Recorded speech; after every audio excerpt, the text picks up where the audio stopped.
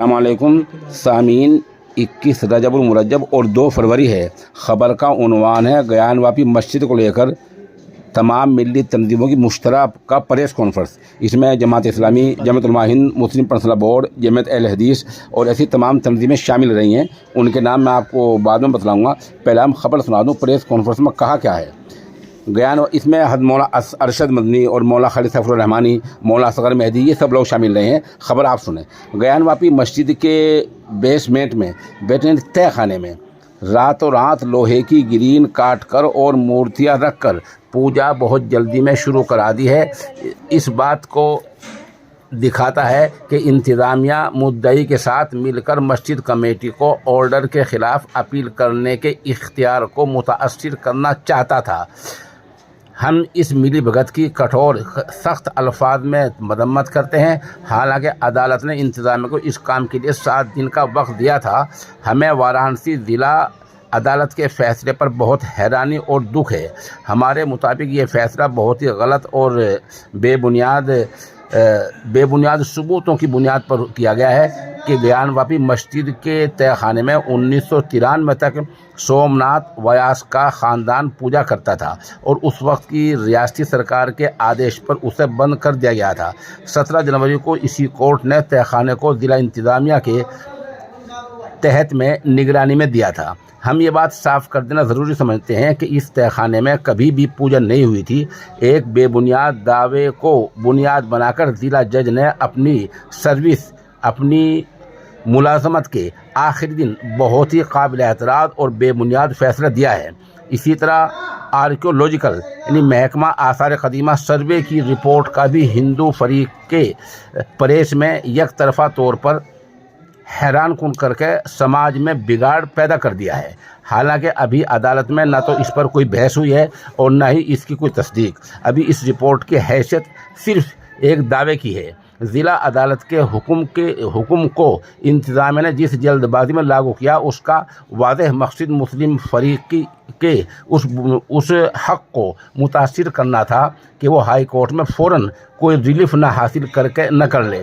इस तरह हमारा मानना है कि ज़िला अदालत के भी मुस्लिम फरीक को अपील का मौका देना चाहिए था, जो कि उसका कानूनी हक़ था। ये मसला सिर्फ गयान वापी मस्जिद तक महदूद नहीं है, बल्कि जिस तरह मथुरा की शाही ईदगाह, दिल्ली की सुनहरी और दीगर मसाजिद और देश भर में फैली हुई बेशुमार मसाजिदों और वक्फ की जायदादों पर लगातार बेबुनियाद दावे किए जा रहे हैं। सुप्रीम कोर्ट इबादत गाहों से जुड़े 1991 के कानून पर चुप्पी साधे हुए है। उसने देश के मुसलमानों को गहरी परेशानी में डाल दिया है। किसी भी जमहूरी हालत में और जमहूरी माहौल में अदालतें समाज के मुतासिर और लोगों के लिए आखिरी सहारा होती हैं, लेकिन अगर वो भी इस तरह बेहैसियत और बेबुनियाद रवैया अपनाने लगें तो इंसाफ की अपील किससे लगाई जाएगी। ऐसा गलत है कि सुप्रीम कोर्ट के सीनियर वकील श्री दुष्यंत द्विवेदी की अदालतों के बारे में ये राय सही है कि देश की अदालतें अक्सरती फ़िरक़े की मोहताज बनती जा रही हैं और खामोश तमाशाई की तरह देखती रहती हैं। एक बहुत ही सीनियर वकील का देश के अदालती रवैये पर यह गंभीर तबसरा एक गमनाक और अलमनाक मुस्तक़बिल की तरफ इशारा कर रहा है। अदालतों के यके बाद दीगरे कई फ़ैसले देश की अक़लियतों और मुतासिर तबक़ात के इसी एहसास को आगे बढ़ा रहे हैं, जिसकी तरफ मशहूर वकील ने इशारा किया है। उन्होंने कहा कि अदालती वक़ार बहाल रहना चाहिए, उसकी साख बहाल रहनी चाहिए और कोई ऐसा काम नहीं होना चाहिए कि इंसाफ़ी साख मजरूह हो और किसी अक़लियती या अक्सरियती तबके की बात वहाँ हो। ऐसा एहसास नहीं होना चाहिए।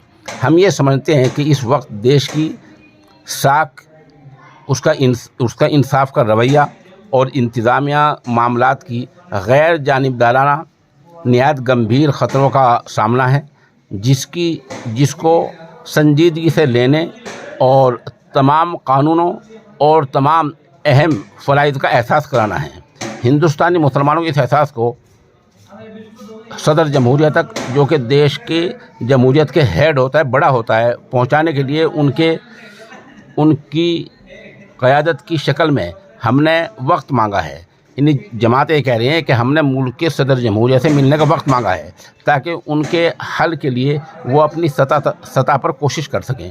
اسی طرح ہندوستانی مسلمانوں کے اس احساس کو ہم مناسب طریقے سے چیف جسٹس آف انڈیا تک بھی پہنچانے کی کوشش کریں گے.